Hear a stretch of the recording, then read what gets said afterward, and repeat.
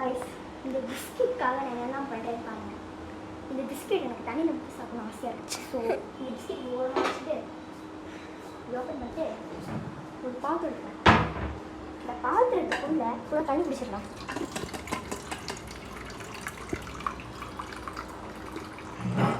போதும். இப்போ இது அப்படியே கொண்டு போய் ஸ்டவ்வில் வைக்கிறேன்.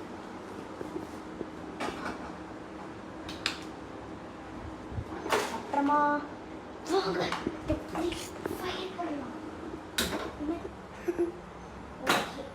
எப்படியும் நான் க்ரீன் ஃபயர் எடுத்து மேஜிக் பண்ணுவோம். இது ஆஃப் பண்ணுற டைம் வந்துருச்சு.